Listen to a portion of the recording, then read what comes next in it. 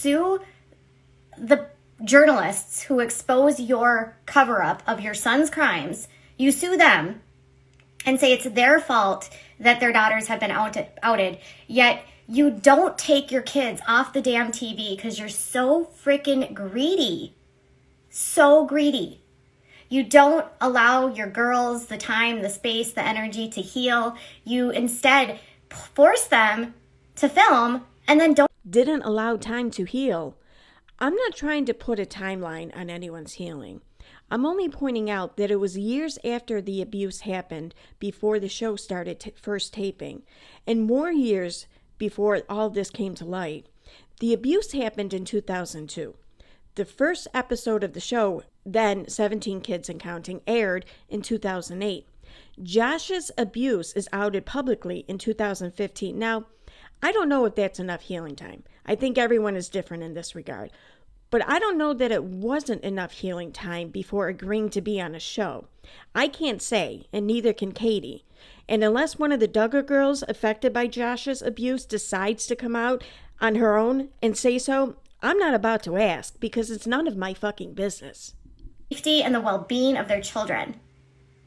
How is TLC able to stomach and even think of the fact that they are allowing a father to basically not pay his kids and getting free labor by his children? By the way, it's illegal to work for free. It's illegal to work for free. Where is the child labor? It's not illegal to work for free. Volunteers do this all the time. It is illegal to force someone to work and not pay them. If he really hasn't paid his kids anything, then it's highly likely he violated child labor laws.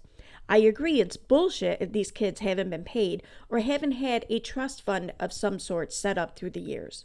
However, I don't know Arkansas state child labor laws, nor do I know what is considered work. That being said, if the parents didn't take it upon themselves to pay the kids or set up accounts for the kids to access as adults, regardless of what the law requires, then the parents are assholes. This wasn't a reality show about one or both of the parents and only them. It was about 19 kids and counting. If the parents kept all the money, then they are exploitative assholes. I just don't know if they are also criminal exploitative assholes. You know, forced labor is also called trafficking, human trafficking. When you force a child to work for no money and then you profit off of that, not only is that forced labor, that's human trafficking. It is human trafficking to make someone work for free and then you get the money for it. Human trafficking, according to Merriam-Webster. Organized criminal activity in which human beings are treated as possessions to be controlled and exploited, as by being forced into prostitution or involuntary labor. Key words there, forced and involuntary. Their rights may have very well been violated under child labor laws, but I'm not about to call this human trafficking. I really wish Katie would realize that every time she tries to connect an incident to a shock value word, she doesn't increase the heinousness of the incident. Instead, she decreases the shock value of that word. Where are the federal authorities here? Where are the laws protecting these kids? Why is there nothing why do child actors have more protection than kids from reality television shows? For these kids, the laws would come from the state. The state can't know to investigate unless someone calls their attention to the situation. So, where was Katie while she was watching this show all these years? I'm curious, did Katie ever call the Arkansas Department of Labor? Because they are who can determine if child labor laws were broken, and they are who can protect these kids. Why aren't the kids being compensated for their work? If your kid is filming and there are camera crews around, that is not them just hanging out with their family. Do you understand how many people are in their house when all of this stuff is being filmed? That is work. They can't be themselves. They can't have a meltdown. They can't do what they would normally do because the cameras are there. It's not live TV, so I'm pretty sure meltdowns and such are allowed to occur. I mean, how would you even stop one anyway? Children don't come up with that idea on their own. Children don't consider doing this to other kids by themselves. That was learned. It was either Jim Bob that did it or someone that did it to Josh. Somebody in Josh's life did that to him, and then he did it to other kids.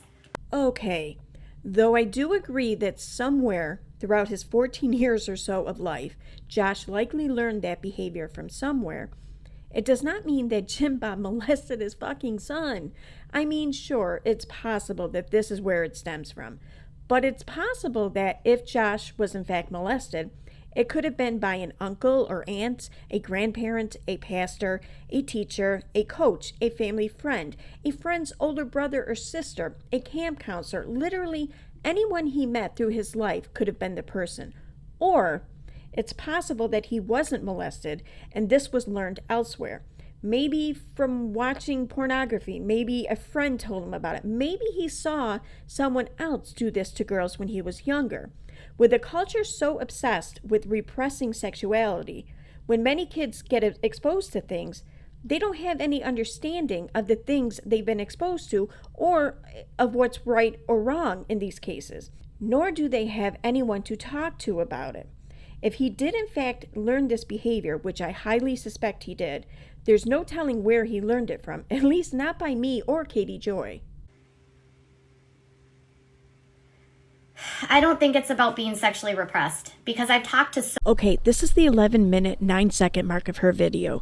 Just remember that. I get messages every day from people that have left this cult that tell me that they were raped by their husbands, that they were sexually assaulted by their brothers, that they were that they were beaten by their parents. I just want to point out that what she's largely describing, or mostly what she's largely describing, are things that happen in the FDLS Mormon polygamous sect of the faith. Not saying the Duggars don't bear some resemblance to those families, of course they do, but they aren't a polygamous family, and from what I can see, the daughters were not forced into marriage or promised to a man 4 times their age or married off while barely out of adolescence. Katie needs to lay off the histrionics, especially since this family is bad enough just as it is. She doesn't need to exaggerate it. And that will support you. Because no woman or child should be born into a cult that believes that a body of a woman belongs to the man. And that a woman's clothing or her how she acts is a determinant into whether or not a man can rape her and be justified. Because that's the problem. The guys rape and then they're justified to do it because it's the victim's problem. Well, she was wearing that outfit. She showed her elbow. She was covering, her knees weren't covered. She defrauded this boy. Ever have a discussion with a drunk person and you both actually come to a mutual conclusion, thus making the discussion completed, yet the drunk person continues to hammer away at the issue? That's what this feels like to me. I'm not saying she's drunk, but it seems like she's turning women's rights into a dead horse. Who is she trying to reach here? Everyone watching already likely believes and knows this. Who is she grandstanding for?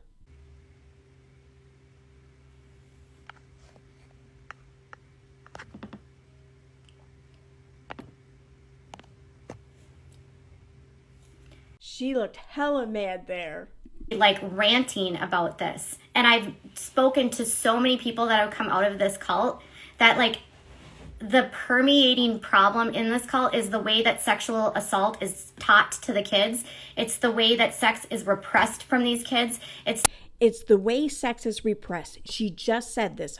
But go back to the 11-minute, 9-second mark of this video and see what she says there. I'm going to tell you anyways. She says, I don't think it's about being sexually repressed. It took only about 4 minutes for her to completely contradict herself. Maybe she is kind of drunk.